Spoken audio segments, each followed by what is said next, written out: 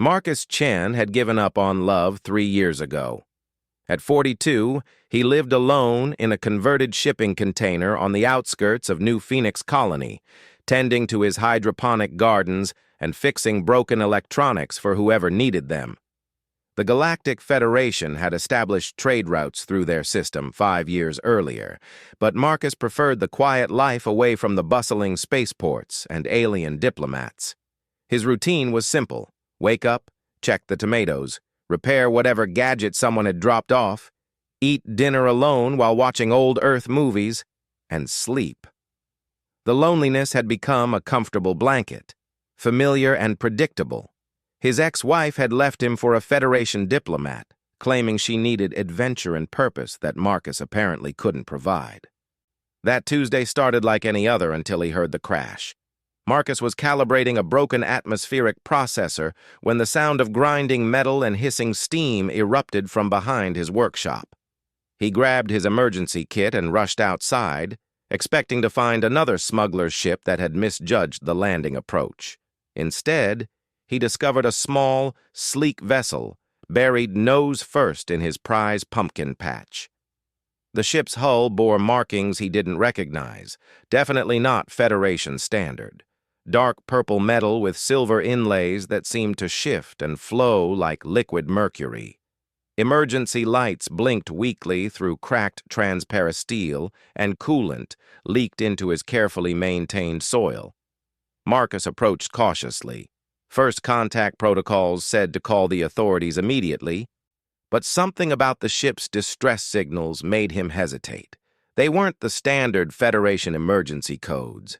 They were older, more complex, almost musical in their pattern. He found the emergency release and managed to pry open the main hatch. Inside, emergency lighting cast eerie shadows across what was clearly a living space, not just a cockpit. Personal belongings floated in the artificial gravity field that flickered on and off. Books, small trinkets, what looked like family photos. Then he saw her. The alien woman was unconscious, strapped into a pilot's seat that had absorbed most of the impact. Her species was unfamiliar to Marcus, though he'd seen plenty of Federation races during his mandatory cultural orientation sessions. She stood roughly human height, but with 4 arms, each ending in delicate, 6-fingered hands. Her skin had a subtle iridescent quality, shifting between deep blue and purple depending on the angle of the light. Most striking were the intricate patterns covering her arms and face, not tattoos, but natural markings that seemed to pulse faintly with her heartbeat. Marcus checked for obvious injuries. Her breathing seemed regular, though faster than human normal. No visible bleeding, but he noticed her left secondary arm hung at an odd angle. Definitely broken. "Hey there," he said softly, not sure if she could understand him. "You've had a bit of a rough landing." Her eyes opened suddenly, large and multifaceted like cut gems, shifting from deep amber to bright gold as they focused on him. She said something in a language that sounded like wind chimes mixed with whale song, beautiful but completely incomprehensible. Marcus activated his universal translator, a bulky Federation-issue device he kept for emergencies. After a moment of processing, her words came through clearly. "Please do not report this crash. I am already dead to my people." The translator couldn't capture the emotion in her voice, but Marcus didn't need technology to recognize desperation. He'd heard that tone in his own voice often enough during the divorce. "Nobody's dead here," he said, offering what he hoped was a reassuring smile. "But you are hurt, and your ship isn't going anywhere soon. Let me help you." She studied his face intently, those shifting eyes seeming to catalog every detail. "You are human. Your people have agreements with the Federation. You must report all non-Federation contacts." "Maybe I forgot to check my messages today," Marcus replied, surprising himself with the lie. "What's your name?" A pause. Then, almost whispered, "Zephyra Veil Touched of the Wandering Stars. But that name means nothing now. I am exile." Marcus helped her out of the wreckage, noting how she favored her injured arm and the way she moved with fluid grace despite obvious pain. Her ship was definitely not flying again without major repairs, probably more than his little workshop could handle. "Okay, Zephyra Veil touched of the Wandering Stars," he said, testing the pronunciation. "I'm Marcus Chen of the Broken Dreams and Overdue Bills. Let's get that arm looked at." For the first time since opening her eyes, Zephyra's expression shifted to something that might have been amusement. "Your naming conventions are quite honest." Marcus's workshop had a basic medical station, another piece of Federation equipment he'd acquired during his marriage. His ex-wife had insisted on keeping up with proper colonial standards, which meant having supplies for treating both human and common alien injuries. Zephyra sat perfectly still while he set and splinted her secondary arm, though he noticed the patterns on her skin brightened when he touched certain areas. Not pain, exactly, but definitely some kind of reaction. "So," Marcus said, trying to keep her distracted while he worked, "what brings a wandering star to our little corner of nowhere? And why are you already dead to your people?" Zephyra was quiet for so long that Marcus thought she might not answer. Finally, she spoke without looking at him. "My people." The ethereal collective practice arranged bonding ceremonies. When an individual reaches maturity, they are matched with a compatible partner chosen by the Council of Stellar Harmony. The bonding is not just personal but spiritual, connecting two souls across quantum dimensions. Marcus paused in his bandaging. "Sounds romantic. Also sounds complicated." "It is both, and I was matched with Thorax Prime Voice of the Rising Dawn, a war hero and council member. The ceremony was to unite not just two individuals but two powerful family lines." "But," Marcus prompted, sensing there was definitely a but coming, "but I refused." The simple statement hung in the air. Marcus continued working on her arm, processing this information. "The collective does not accept refusal." To reject one's assigned bonding is to reject the harmony of the universe itself. I was declared dead to the collective, my name struck from all records, my family forbidden to acknowledge my existence. Marcus finished with the splint and sat back. "All because you didn't want to marry someone?" Zephyra finally looked at him, those shifting eyes now more amber than gold. "Not someone, the correct someone. The one chosen by wisdom and tradition and careful genetic analysis. But I could not bond with someone I did not choose freely." "So you stole a ship and ran away?" "The ship was mine, a gift for my maturity celebration. I simply used it to seek a life where choice matters more than harmony." Marcus understood that feeling better than he cared to admit. His own marriage had been built on expectations and social pressures rather than genuine connection. Society said they should be happy together, two successful colonists building a proper Federation life. But happiness couldn't be legislated or arranged. "Well," he said, standing and stretching his back, "your ship is going to need at least a week of repairs before it's spaceworthy again. And that's assuming I can fabricate some of the parts you'll need." Zephyra's patterns dimmed noticeably. "I have no currency that would be accepted here.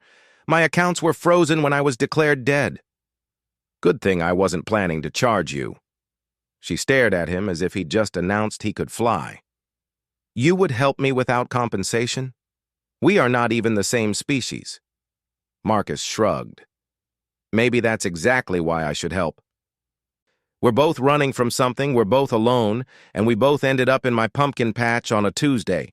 Seems like the universe is trying to tell us something."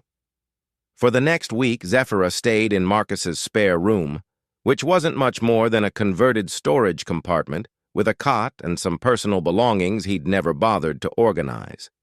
She insisted on helping with the ship repairs despite her injured arm, and Marcus quickly discovered that her people had technology centuries ahead of anything he'd ever seen. She also helped with his regular work, those 4 hands and obvious intelligence making quick work of complex repairs. More importantly, she talked while they worked, about her homeworld with its floating crystal cities and aurora-painted skies, about the philosophy of personal choice versus collective harmony, about the books she'd saved from her old life, most of them about alien cultures that valued individual freedom. Marcus found himself talking too, really talking, for the first time in years, about his failed marriage and the crushing loneliness that had followed, about his dreams of building something meaningful instead of just existing, about the way humans seem to excel at making everything more complicated than it needed to be. Zephyra was fascinated by human relationship customs, particularly the concept of divorce. "Your people can simply choose to end a bonding that is not working?" she asked on their 5th evening together, while Marcus cooked dinner on his small stove. "Well, it's not simple exactly. There's paperwork and lawyers and usually a lot of arguing about who gets what. But yeah, basically we can choose to try again with someone else. And this is socially acceptable."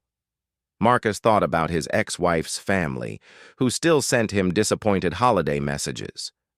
Mostly, some people think it means you're giving up too easily. Others think it means you're brave enough to admit when something isn't working. Zephyra was quiet while she helped him set the small table they'd improvised from shipping crates. Finally, she said, "I think I would like to live in a society where admitting incompatibility is seen as wisdom rather than failure." "We're not perfect at it," Marcus admitted. "Plenty of humans stay in miserable relationships because they're afraid of being alone. And plenty of others jump from person to person because they're afraid of commitment. But you have the choice." "We have the choice."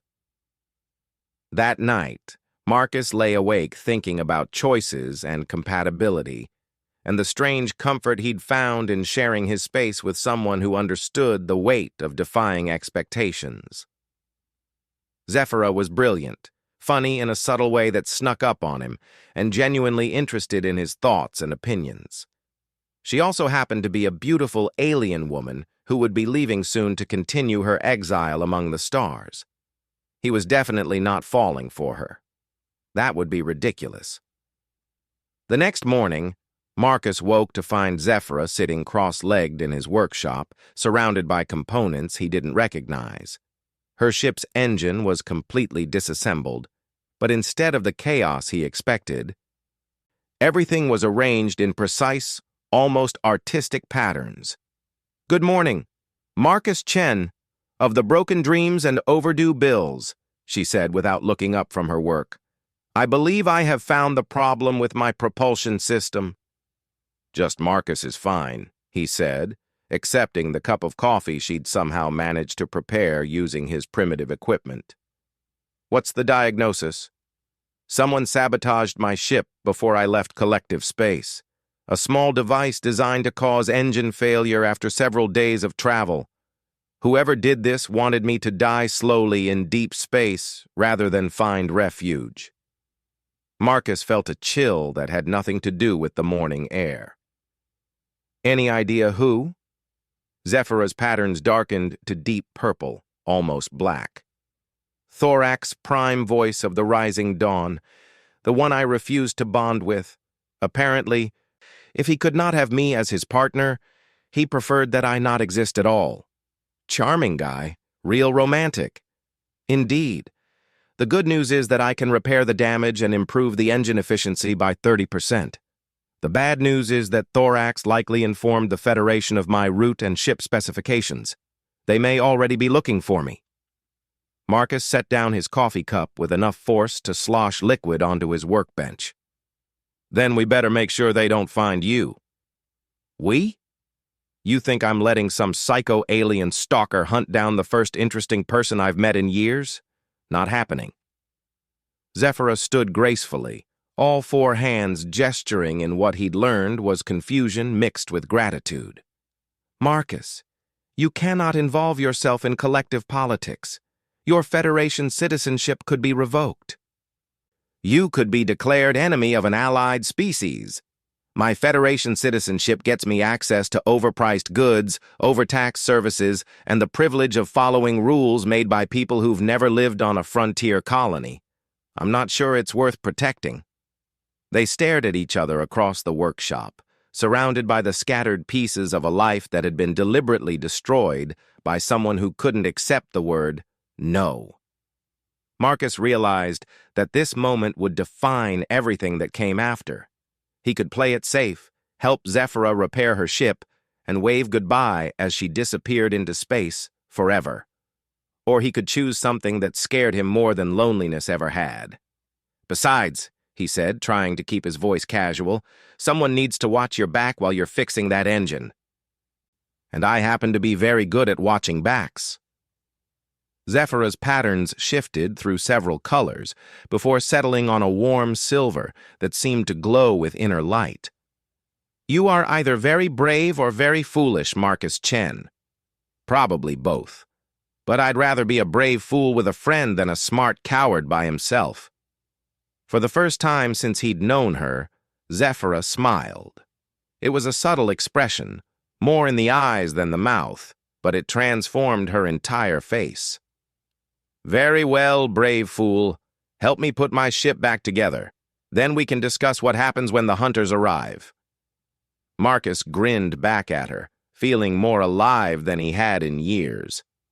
"Now you're talking my language." The Federation patrol ship arrived exactly 3 days later, just as Zephyra had predicted. Marcus was replacing solar panels on Mrs. Rodriguez's moisture collector when he spotted the sleek silver vessel descending toward the colony's main landing pad.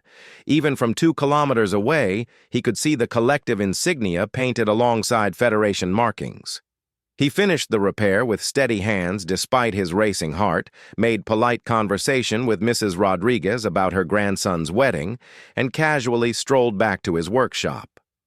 To any observer, Marcus Chen was having a perfectly normal Tuesday afternoon.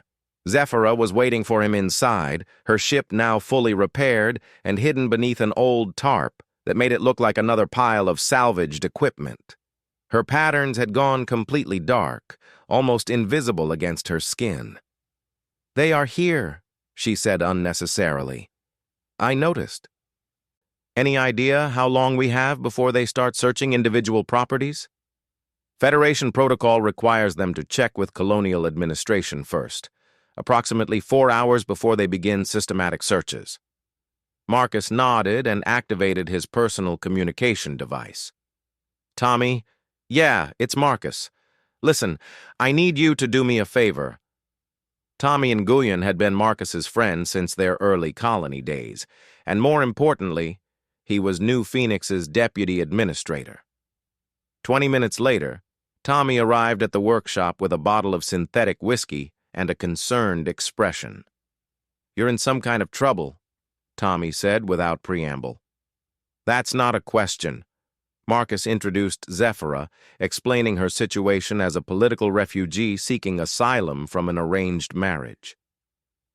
He left out the part about Federation collective politics and focused on the human relatable aspects: forced marriage, abusive ex, death threats. Tommy listened with the careful attention he'd learned during his administrative training, occasionally glancing at Zephyra's 4 arms and shifting patterns. When Marcus finished, Tommy was quiet for a long moment. "Okay," he said finally. "Here's what I can do officially. Nothing. The Federation has specific agreements about returning collective refugees, and I can't change those without authorization from Earth." Marcus's heart sank, but Tommy held up a hand. "However, I can tell the search team that we've had reports of ship thieves operating in the outer sectors. Standard procedure is to check the abandoned mining stations first, which are about 6 hours away by speeder. That gives you time to disappear." "And unofficially?" Tommy grinned. "Unofficially, I never saw any alien woman, and you're just your usual antisocial self, working on broken gadgets and growing vegetables." Zephyra stepped forward, her patterns brightening to warm gold. "You would risk your position to help someone you have just met?" "Marcus saved my daughter's life during the plague outbreak 2 years ago." Tommy said simply. Worked 18-hour days building water purification units when the main plant failed. Never asked for anything in return. So yeah, I'd say I owe him one. After Tommy left to misdirect the search team, Marcus and Zephyra loaded her ship with supplies for an extended journey. Food, spare parts, medical equipment, and everything else they could think of for life on the run. "Where will you go?" Marcus asked, trying to keep his voice neutral. "There are independent systems beyond Federation space. Free ports where questions are not asked and papers are not checked. I can find work as a mechanic or engineer."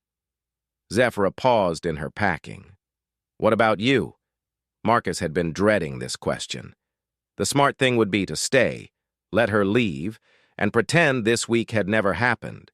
Return to his quiet life of broken electronics and empty evenings. "I've been thinking about that," he said slowly. "I don't have much holding me here. My ex-wife took most of our friends in the divorce. My business is just fixing things for people who could easily find someone else to fix them. And honestly, this is the most alive I've felt since before my marriage fell apart." Zephyra stopped packing and looked at him directly. "You are considering leaving your home to travel with an exile who is being hunted by multiple governments." "When you put it like that, it sounds pretty stupid." "It is completely irrational," she agreed. "It is also the most generous offer anyone has ever made me." Marcus felt heat rise in his cheeks. "It's not entirely generous. I'd be getting something out of it, too." "What would you be getting?" The honest answer was you, but that seemed like too much too soon. Instead, Marcus said, "Adventure, purpose, a chance to see what's out there instead of just reading about it." They worked in comfortable silence for another hour, loading supplies and making final preparations. Marcus had packed his few personal belongings, mostly books and a photo of his parents, in a single duffel bag. Everything else he was leaving for Tommy to distribute to whoever needed it. As they finished loading, Zephyra turned to him with an expression he couldn't quite read. "Marcus, there is something I must tell you before we leave. Something about my people's biology that you should understand." Marcus felt his stomach tighten. "Okay." "The ethereal collective practices arranged bonding because our emotional attachments form differently than yours. When we choose to trust someone completely, to share our lives with them, it creates a biological bond. Not magical or mystical, but real chemical and neurological changes." "Like imprinting?" "More complex than that. We can choose when and with whom to form these bonds. But once formed, they are permanent. We cannot simply decide to stop caring for someone the way humans can." Marcus processed this information. "So when you refused the arranged marriage—" "I was refusing not just a specific person, but the entire concept of bonding without choice. Most collective members form their bonds during the ceremony, accepting their assigned partner and allowing the biological processes to proceed. But I wanted to choose freely, which meant risking never bonding at all." "And that's considered a form of death?" "In a sense, yes. Unbonded collective members are seen as incomplete, unable to achieve full emotional and spiritual maturity." Marcus sat down heavily on a crate of spare parts. "Zephyra, are you telling me that if you choose to bond with someone, you're basically stuck with them forever?" "I am telling you that if I choose to bond with someone, I will love them for the rest of my life, regardless of circumstances. The bond cannot be broken by distance, time, or even betrayal. It can only end with death." The workshop felt very quiet suddenly. Marcus understood now why the collective practiced arranged marriages. If emotional attachment was permanent and irreversible, leaving it to chance seemed incredibly dangerous. "Have you ever bonded with anyone?" "No. That is why I could refuse thorax and survive exile. I have no existing bonds to break." Marcus looked at this remarkable woman who had already revolutionized his understanding of courage and choice, and realized she was offering him something infinitely more precious and terrifying than adventure. And if you were to bond now, hypothetically, with someone you chose freely? Zephyr's patterns, shifted to the warm silver he was learning, meant contentment, mixed with vulnerability. Then I would finally understand what it means to be complete. The sound of approaching aircraft interrupted whatever Marcus might have said next. Through his workshop window, he could see lights moving across the colony, systematic and thorough. The search had begun ahead of schedule. "Time to go," Marcus said, grabbing his bag and heading for Zephyr's ship. They launched quietly, using the ship's advanced stealth systems to slip past the search grid and into open space. Only when they cleared the system's asteroid belt did Marcus allow himself to relax. "So," he said, settling into the passenger seat of the cockpit, "where exactly are we going?" "Freeport Station, in the Kepler Independent Zone. 3 days' travel at normal speeds." Marcus nodded, then realized he'd just committed to 3 days alone in space with a woman who'd essentially told him she was capable of loving him forever. The magnitude of what he'd gotten himself into was starting to sink in. "Zephira," he said carefully, "this thing about bonding, is it something that just happens? Or is it a conscious choice? It requires deliberate decision from both parties, a mutual recognition that this person is worth the permanent commitment." "Both parties?" "The bond requires reciprocation to complete. One cannot bond with someone who does not wish to bond in return." Marcus felt some of his anxiety ease. "So we're safe as long as we're both careful about what we're choosing." Zephira was quiet for a moment, focused on the navigation display. Then she said, "Marcus, I need you to understand something. For my people, the desire to bond usually precedes the decision. If I find myself wanting to bond with you, that means I already care for you deeply enough that the choice becomes almost inevitable." "Almost?" "One can resist the desire indefinitely, but it does not fade. Many unbonded collective members spend their lives wanting to complete a bond they cannot or will not choose." Marcus stared out at the stars rushing past and wondered if he was brave enough for what might be coming. Human relationships were complicated enough when both parties could change their minds. What would it be like to love someone who literally could not stop loving you back? On the other hand, what would it be like to love someone who literally could not stop loving you back? "For what it's worth," he said eventually, "humans don't usually make permanent commitments either. Most of our marriages are supposed to be for life, but about half of them end anyway." "Is that what happened with your marriage?" Marcus had been avoiding this conversation, but trapped in a spaceship with someone who'd been completely honest with him, evasion seemed unfair. "We got married because it seemed like the right time. We were both successful colonists, both the right age, both ready to settle down. We had compatible career goals and similar social backgrounds. On paper, we should have been perfect together. But we didn't choose each other, not really. We chose the idea of being married, and we happened to be available when the choice needed to be made. When the reality didn't match the expectation, we didn't have anything real to fall back on." Zephira listened without judgment, occasionally asking clarifying questions about human dating customs and divorce procedures. Marcus found himself talking about feelings he'd never put into words, about the difference between wanting to be in love and actually loving someone. "I think," he said as they settled in for their first night in space, "I spent so much time trying to be the kind of person who deserved love that I forgot to actually look for someone I wanted to love. And now?" Marcus looked at Zephira. Her patterns dim but visible in the low cockpit lighting, her expression patient and genuinely interested in his answer. "Now I think I might have found her." The words hung in the recycled air between them.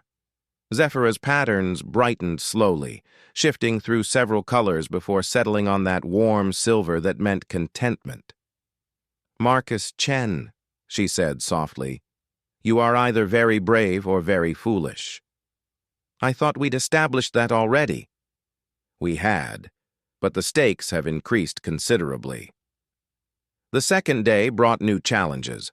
Long-range sensors detected a ship following them at the edge of detection range, too far away to identify, but maintaining their exact course and speed. "Federation patrol?" Marcus asked. "Unlikely. Federation ships would have closed to communication range and demanded we halt." "This feels more like observation." "Or hunting." Zephyra's patterns darkened. "Thorax Prime Voice commands significant resources. If he has hired mercenaries to track me, they would be patient and professional." Marcus studied the tactical display, what little he understood of it. "Can we outrun them?" "Not indefinitely. This ship is fast but not built for extended pursuit. However, I have been thinking about our situation." "Our situation?" "We are two individuals fleeing from different forms of social oppression, seeking freedom to make our own choices about our lives. This is, by definition, a romantic adventure." Marcus blinked. "I'm sorry. What?" "I have been reading your human literature during our journey, specifically, your romantic fiction. The pattern is quite consistent. Two individuals from different worlds meet during a crisis, overcome obstacles together, and eventually choose to commit to each other permanently." "Zephyra, those are just stories." "Are they? Because our current circumstances match the pattern remarkably well." Marcus realized she was absolutely right. If someone had described their situation to him a month ago, he would have assumed they were talking about a bad space opera. "So what you're saying is, we're living in a cliché?" "I am saying, we are living in a story where love conquers impossible odds, and two people discover they are stronger together than apart. Whether that is cliché depends on whether we choose to embrace the pattern or resist it." The pursuing ship was still there on day 3, closer now and definitely targeting them specifically. Zephyra had tried several evasive maneuvers, but their pursuer matched every course change perfectly. "Professional hunters," she confirmed grimly. "They will wait until we reach Freeport Station, then attempt to capture us during docking procedures." "What if we don't go to Freeport?" "Then we eventually run out of fuel and supplies in empty space." Marcus studied the star charts, looking for alternatives. "What about this system here? Uninhabited, but it has several gas giants. Could we refuel there?" "Possibly, but we would need to modify the ship's fuel processors. It would take days, and we would be trapped in the system if our pursuer follows us." "Or," Marcus said slowly, "we could set a trap." Zephyra looked at him with interest. "Explain. You said these are professional hunters, right? They're getting paid to bring you back alive. That means they have to be careful, methodical. They won't risk damaging their prize unless they're forced to." "Continue." Marcus pointed to the gas giant system. "We go in there, start working on fuel processing modifications. When they follow us in, we're trapped, but so are they. And if they want to take us alive, they have to come close enough for us to surprise them." Zephyra studied the tactical situation with the focused intensity Marcus had learned meant she was running complex calculations in her head. "It could work," she said finally, "but it would require perfect timing and considerable luck. Sounds like every other decision we've made this week." "True." Zephyra turned to face him fully, all 4 hands gesturing in what he now recognized as serious consideration. "Marcus, if we do this, if we fight together against these hunters, there will be no going back to your old life. I think we passed that point when I chose to leave with you. No, this is different. Fighting together, risking death together, that forms bonds that go beyond friendship or even romance. If we survive this, we will be connected in ways that human psychology does not have words for." Marcus thought about this, about the life he'd left behind, and the life he might be choosing, about loneliness and commitment and the terrifying possibility that he might actually be worthy of being loved permanently. "Zephyra," he said, "are you asking if I'm ready to bond with you?" Her patterns shifted through several colors before settling on deep blue mixed with silver. "I am asking if you are ready to find out whether we choose each other when everything else is stripped away." Marcus looked out at the stars and the ship following them through the void, carrying professional killers who wanted to drag Zephyra back to a life of enforced servitude. He thought about Tommy risking his career to help them escape, about Mrs. Rodriguez trusting him with her moisture collector, about all the small choices that had led him to this moment. "Let's spring our trap," he said, "and let's find out what we're really made of." Zephyra smiled, the expression transforming her face from merely beautiful to absolutely radiant. "Very well, Marcus Chen. Let us discover what happens when two brave fools decide to fight the universe together." The gas giant Kepler 442b hung before them like a massive jewel, its atmosphere swirling in bands of orange and gold. 3 moons orbited at various distances, providing plenty of cover for their improvised plan. Marcus had never seen anything so beautiful or so potentially deadly. "Fuel processing modifications will take approximately 18 hours, Zephyra reported, guiding her ship toward the largest moon. "Our pursuer will reach the system in 6 hours. Plenty of time to get everything ready." Marcus tried to sound more confident than he felt. Their plan was simple in concept, but terrifying in execution. Hide near the moon, let the hunters find them. Then use Zephyra's superior knowledge of her own ship's systems to disable the enemy vessel without killing anyone. Simple. The reality involved explosive decompression, weapons fire, and a dozen ways they could both end up dead or worse. They landed in a crater on the moon's far side, hidden from the system's main shipping lanes. While Zephyra worked on the fuel processors, Marcus studied the weapon systems and tried not to think about what they were about to attempt. "Marcus," Zephyra said during their 5th hour of preparation, "there is something else I need to tell you about bonding." Marcus looked up from the targeting computer he'd been pretending to understand. "More biological details I should know about?" "The bond includes shared emotional experiences. If we complete the bonding process, we will feel echoes of each other's emotions permanently. Joy, fear, pain, love. All of it becomes shared." Marcus set down the control pad and gave her his full attention. "That sounds intense." "It is. Most collective members find it comforting to never be truly alone with their feelings. But some find it overwhelming." "What about you?" Zephyra's patterns shifted to that warm silver he was learning meant vulnerability mixed with hope. "I think I would like to share my emotions with someone I trust completely. I have been alone with my feelings for most of my life." "And you trust me?" "Marcus Chen, you left your entire life behind to help someone you had known for 1 week. You are risking death to help me stay free. If I cannot trust you, then trust has no meaning." They were interrupted by proximity alarms. The hunters had arrived ahead of schedule. Marcus and Zephyra took their positions at the ship's dual control stations. The plan was for Zephyra to handle piloting and weapons, while Marcus managed power distribution and communications. In theory, they could operate as an efficient 2-person crew.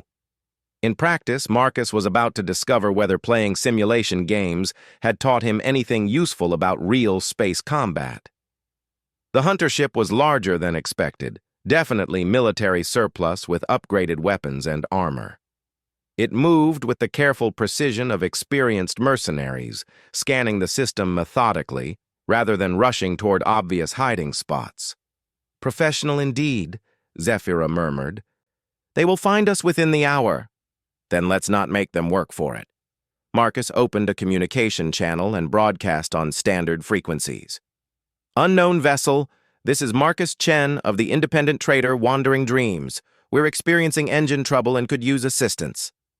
The response came immediately. A cultured voice with the slight accent Marcus had learned indicated collective origin.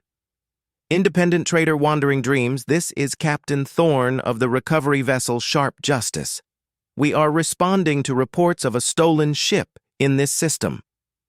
Don't know anything about stolen ships, Captain. Just trying to fix our fuel processors so we can get out of your way. A pause, then. Mr. Chen, we have reason to believe you are traveling with a fugitive from collective justice. Surrender the individual in question and you will be free to continue your journey. Marcus looked at Zephyrah, who shook her head firmly. Her patterns had gone completely dark, almost invisible. Captain Thorne, Marcus said, I think you've got the wrong ship. I'm traveling alone. Mr. Chen, our employer has been quite specific about both your passenger and your ship's configuration. Please do not insult our intelligence. The hunter ship was closing now, moving with the confidence of predators who had cornered their prey. Marcus could see weapon ports opening along its hull. Zephyrah, he said quietly, anytime you want to start our surprise, I'm ready. Wait for it, she replied, her hands dancing across her control systems. They need to be closer to use capture beams instead of weapons. The Sharp Justice closed to within 1,000 kilometers, well within range of most ship-to-ship weapons, but also close enough for Zephyrah's more exotic systems to work. Last chance, Mr. Chen, Captain Thorne announced. Surrender the fugitive or we will be forced to disable your ship and take her by force. Marcus felt a strange calm settle over him, the same feeling he'd had during the plague crisis when everything depended on his ability to keep working despite exhaustion and fear. Captain Thorne, he said, I've got a better idea. How about you turn around and find someone else to hunt? I was hoping you would be reasonable. Weapon systems, prepare to... Zephyrah activated her ship's quantum disruptor. Marcus had never seen anything like it. Reality seemed to twist around the hunter ship, space itself bending in ways that hurt to look at directly. Every system on the Sharp Justice shut down simultaneously as quantum interference flooded their electronics. Now! Zephyrah shouted, firing the ship's engines and accelerating toward their disabled enemy. Marcus managed the power distribution, rerouting energy to engines and weapons while trying not to be sick from the disorienting visual effects. The quantum disruptor was definitely not standard Federation technology. They closed with the hunter ship in minutes. Zephyrah brought them alongside and activated magnetic grapples, locking the two vessels together before the Sharp Justice could recover its systems. Boarding time, Marcus said, checking his emergency suit seals. Marcus, you do not need to do this. I can handle the boarding myself. We're doing this together, remember? Besides, I want to meet this Captain Thorne face to face. They made their way through the connecting airlock and into the hunter ship's main corridor. Emergency lighting cast eerie shadows, and Marcus could hear the sound of crew members trying to restart their systems manually. The bridge was exactly what Marcus had expected from professional mercenaries. Efficient, well-armed, and occupied by people who looked like they could handle themselves in a fight. Captain Thorne stood near the main display, a tall figure in expensive armor with the bearing of someone accustomed to command. Captain Thorne, Marcus said pleasantly, keeping his hands visible but near the weapon Zephyrah had given him. Thanks for accepting our invitation to chat. Thorne turned slowly, revealing a face that was definitely collective origin, but scarred by what looked like combat experience. His expression was more curious than hostile. Mr. Chen, and the famous Zephyrah veil touched. You have caused my employer considerable frustration. Good, Zephyrah replied, her patterns shifting to aggressive red. Thorax Prime Voice deserves considerable frustration. Indeed. Though I must say, your quantum disruptor was unexpected. Most exile ships do not carry military-grade weapons. Marcus glanced at Zephyrah. Military-grade? I may have made some modifications during my escape, she admitted. Captain Thorne smiled, an expression that looked genuinely amused rather than threatening. Ms. Vale touched. You stole classified weapons technology when you fled collective space. That makes you considerably more valuable than a simple marriage refuser. I stole nothing. I developed those modifications myself, using principles I learned during my engineering studies. If the collective wishes to claim ownership of independent scientific discovery, that is their own moral failing. Marcus was beginning to understand why the hunters had been so persistent. They weren't just chasing a runaway bride, they were after someone with technology that could revolutionize space combat. Captain, Marcus said, here's what's going to happen. You're going to contact your employer and tell him that Zephyra Vale Touched died in a terrible accident during your pursuit. Ship destroyed, no survivors, very sad. And why would I do that, Mr. Chen? Because the alternative is we release the sensor records of this encounter to every news service in Federation space. Think the Federation Council would be interested to know that collective citizens are using military weapons to hunt refugees in Federation territory? Thorne considered this, glancing between Marcus and Zephyra with the calculating look of someone weighing profit against risk. You make a compelling argument. However, my employer can be quite vindictive when disappointed. Then I guess you better make it convincing, Marcus replied. Maybe throw in some dramatic last words about choosing death before dishonor. Marcus, Zephyra said quietly, there is a problem with this plan. What kind of problem? Thorax will not accept my death without physical proof. He will demand DNA evidence or other biological confirmation. Captain Thorne nodded approvingly. Indeed, Mr. Prime Voice was quite specific about requiring absolute verification. Marcus felt his confidence waver. They could disable this ship and escape, but more hunters would follow. Eventually, Zephyra would be caught or killed, and he would probably share her fate. Unless... Zephyra, he said slowly, how exactly does this bonding process work? The actual mechanics, I mean. She looked puzzled. It requires mutual consent, physical contact, and a specific neurochemical response. Why? Marcus turned to Captain Thorne. Captain, what do you know about collective bonding biology? Standard mercenary briefing covers the basics. Bonded individuals share certain biological markers. They also become quite protective of each other. And if Zephyra were to bond with a human, someone outside collective law and custom? Thorne's eyebrows rose. That would be unprecedented, and probably irreversible, even by collective standards. Marcus looked at Zephyra, seeing understanding dawn in her shifting eyes. Marcus Chen, she said softly, are you proposing to me? I'm proposing that we choose each other, here and now, in front of witnesses who can testify to your new status. A human collective bonding would be legally fascinating, Thorne admitted. Neither government would know how to handle the jurisdiction issues. Marcus stepped closer to Zephyra, close enough to see the patterns on her skin brightening with emotions he was learning to read. Zephyra Vale Touched of the wandering stars, he said formally. Will you bond with me? Will you share your life and emotions and impossible adventures with a broken-down colony mechanic who thinks you're the most remarkable person he's ever met? Zephyra reached out with all four hands, taking his face gently between her palms. Her patterns had shifted to brilliant gold mixed with silver, so bright Marcus could feel warmth radiating from her skin. Marcus Chen of the broken dreams and overdue bills, she said, her voice carrying harmonics the translator couldn't quite capture. I choose you freely. I choose to bond with you completely. I choose to love you permanently. I choose you too, Marcus replied, feeling the words carry weight beyond their simple meaning. I choose to trust you with everything I am. I choose to love you as long as we both exist. When Zephyra kissed him, Marcus understood immediately why the collective considered bonding a fundamental change in existence.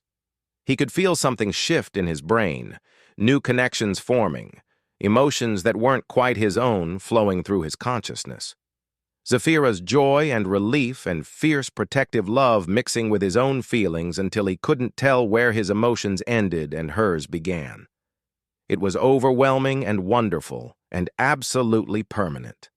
When they broke apart, Captain Thorne was smiling broadly. "Well," he said, "that certainly complicates things. Mr. Prime Voice, I suspect, will not be pleased to learn that his intended bride has bonded with a human citizen of the Federation." Marcus could feel Zephyra's amusement through their new bond, along with her satisfaction at imagining Thorax's reaction. "Captain," Marcus said, "I think you're right about those diplomatic complications, and I think you should probably report that Zephyra Veil-Touched died during pursuit, but that an unknown human collective hybrid couple was observed fleeing the area." "Quite tragic, really," Thorne agreed, "though I'm sure this hybrid couple will live very interesting lives given their obvious resourcefulness." 3 hours later, Marcus and Zephyra watched the Sharp Justice disappear into hyperspace, carrying news of Zephyra's death and a completely accurate report about the emergence of something unprecedented, a freely chosen bond between human and collective citizens. "So," Marcus said as they settled into their ship's cockpit for the journey to Freeport Station, "how does it feel to be married to an alien?" "Is that what we are? Married?" Marcus considered this. The bond they shared felt deeper and more permanent than his actual marriage had ever been, but it was also completely unlike any human relationship custom. "I think we're something new," he said finally, "something that doesn't have a name yet." Zephyra curled up in the co-pilot's seat. Her pattern settled into the warm silver that meant contentment.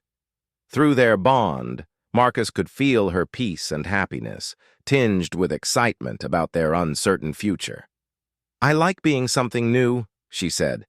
"I like choosing what our relationship means instead of having it defined by law or custom." "What do you think it means?" "I think it means we are partners in everything. Adventure, danger, discovery, love. Probably arguments about whose turn it is to cook dinner." Marcus laughed, feeling her amusement echo through the bond. "I'm looking forward to those dinner arguments." "Marcus Chen," Zephyra said, settling back for sleep as their ship carried them toward unknown systems and unplanned adventures. "I believe we are going to have a very interesting life together." Marcus checked the navigation systems and confirmed their course toward the independent zone, where 2 refugees could build whatever kind of life they chose. Behind them, the gas giant Kepler 442b continued its ancient orbit, witness to the moment when 2 people had chosen love over law, freedom over safety, and each other over everything else the universe offered. "Yeah," he said, reaching over to take one of Zephyra's hands as she drifted off to sleep, feeling her trust and love flowing through their bond like a constant warm current. "I think we are."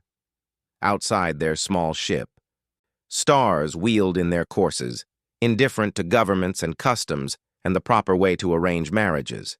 But inside, 2 brave fools had discovered that choosing each other freely was worth defying the expectations of entire civilizations, and they lived adventurously ever after, discovering new worlds and solving impossible problems and occasionally arguing about dinner, but always together, always choosing each other, always proving that love freely given was stronger than any force in the universe. Even the universe itself, it turned out, seemed to approve.